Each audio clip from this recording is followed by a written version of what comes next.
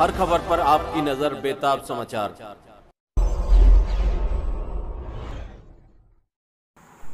दोस्तों नमस्कार, आदाब, सत श्री अकाल, अस्सलाम वालेकुम। मैं हूं S.A. बेताब और आप देख रहे हैं बेताब समाचार एक्सप्रेस। ईरान कल्चर हाउस नई दिल्ली में डॉक्टर धर्मेंद्र नाथ मरहूम द्वारा लिखित किताब हमारे अली का विमोचन किया गया। इस मौके पर उनके बेटे हेमेंद्र नाथ को भी सम्मानित किया गया। राज्यसभा सांसद सैयद नासिर अहमद, ईरानी एम्बेसडर, ईरानी कल्चर हाउस के एम्बेसडर और अनेक नामी गिरामी हस्तियों ने इस मौके पर भाग लिया और इस किताब के बारे में अपने ख्यालात का इजहार करते हुए क्या कहा एम्बेसडर। این شخصیت میره معلوم یه دنبال نور میره. الان در صحبتش گفت شما نمیتوانید نور را محدود کنید اما میتوانید دنبال نور بروید.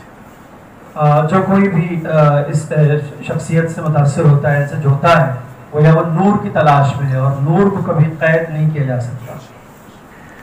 ایشون در جملهش گفت حمار علی، علی ما یا علی همیشه، حمار رسول، رسول ما و رسول همیشگی و رسول ابدیت. من خیلی نمیخوام وقت عزیزان رو بگیرم چون زمان گذشته و خسته نشید از کلام بنده. من فقط یک جمله میخوام از اینکه چرا علی علیه السلام جاودانه است. نگاهش به بشریت نگاه ابدی است، نگاه हमारा است. मैं आपका बहुत ज़्यादा वक्त नहीं लूँगा मगर इतना ज़रूर अर्ज़ करूँगा कि क्यों हज़रत अली की शख्सियत एक जावेदा शख्सियत है और क्यों उनको हमेशा याद रखा जाता है, क्योंकि उनकी जो निगाह है, उनका जो परसेप्शन है इंसानियत के ताल्लुक़ से, वो ऐसा नुक़्ता नज़र है जिससे उनकी शख्सियत जावेदा हो जाती है। کرامت انسانی از دیدگاه علی گوهر اصلی انسانیت است. کرامت انسانی فارغ از مذهب و دین و جغرافیا و رنگ و فرهنگ و زبان و آنچه که باعث تمیز ما می شود. इंसानी शरफ और ह्यूमन डिग्निटी जो है वो हज़रत अली की निगाह में बुनियादी नज़रिए की हैसियत रखती है। وقتی که نماینده خود را به مصر میفرستاد برای اون نامه‌ای نوشت که اون نامه را الان بیاید مقایسه کنید، هیچ منشور حقوق بشری با آن برابری نمی‌کند. जब आपने मिस्र में अपने भेजे गए गवर्नर के लिए जो ख़त लिखा है और उसमें जो बातें लिखी हैं, आप उस ख़त को देखें, दुनिया में किसी भी डिक्लेरेशन और किसी भी मंशूर से उसका मुवाजना नहीं किया जा सकता है। و اشعر قلبک للرعیه، اشعر یعنی خودتو به لرزه در بیار در تکریم رعیت، هر کس که تو مسئول او هستی، فارغ از اینکه کیست، به چه زبانی صحبت میکند، به چه دیانتی مقید است و معتقد است، هست یا نیست.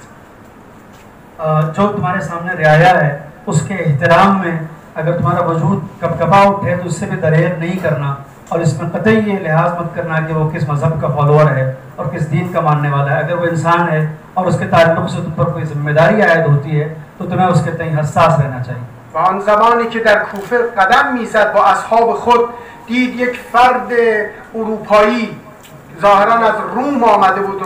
روم آن زمان که میگویند که چشمان آبی داشت و رنگ اروپایی داشت، ظاهر اروپایی داشت. اونجا دید یک فرد پیرمردی با این ظاهر داره گدایی میکنه. فرمود با عصبانیت ما هاوا، این چه وضعی است؟ اصحاب کارگزارانش عرض کردن یا امیرالمومنین، این از بلاد روم اومده، موقت اومده اینجا گدایی میکنه، چون در دوران علی کسی گدایی نمیکرد. اقتصاد را آنچنان تنظیم کرده بود کسی گدایی نمیکرد، کسی کرامت انسانی خودش را زمین نمیگذاشت. با همه جنگ‌ها، با همه مشکلاتی که براش ایجاد کرده بودن، همه علی السویه بودن. اصلا علت برخورد با علی این بود که با همه علی السویه در بیت المال برخورد میکرد. बताया कि हज़रत अली कोफे में अपने असहाब के साथ टहल रहे थे। उन्होंने देखा कि एक शख्स है जो भीख मांग रहा है, जो कि ज़ाहिरन क़याफ़े के एतबार से उस वक्त उस ज़माने में यूरोपियन नज़र आता था, रूम का रहने वाला था।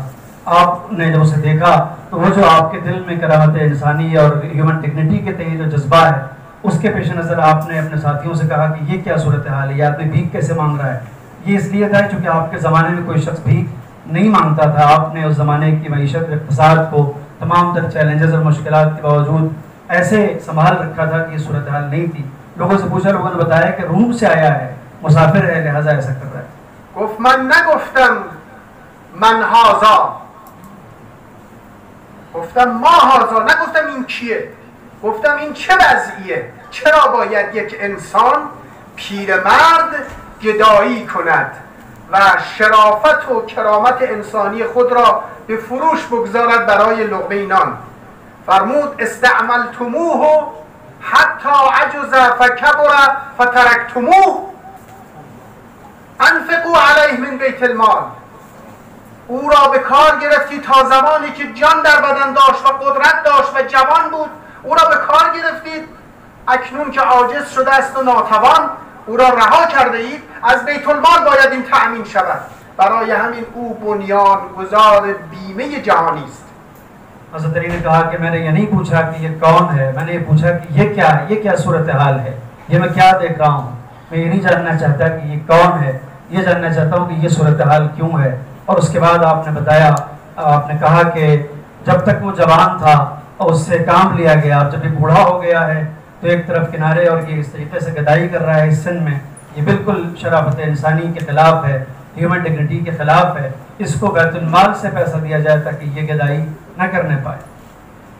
او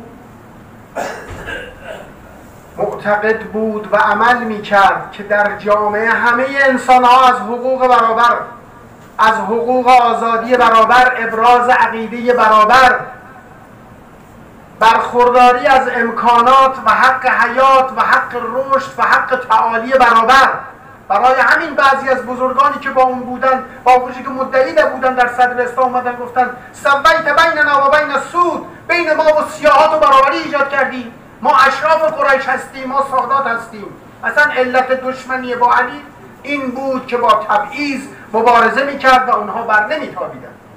हज़रत अली ने पूरी ज़िंदगी इस चीज़ को अपना नस्बुलैन करार दिया कि तमाम तर इंसानों के हुकूक में सबको मसावत और बराबरी का हक़ हो और हर एतबार से इक्वालिटी हो, चाहे मज़ाहिब के एतक़ादात के इजहार का मामला हो, चाहे कैफियत ज़िंदगी का मामला हो, चाहे तरक्की करने के मसाइल हो, हर एतबार से सबको पूरा हक़ मिले और सबको पूरा स्पेस मिले जिसमें इंसान तरक्की कर सके।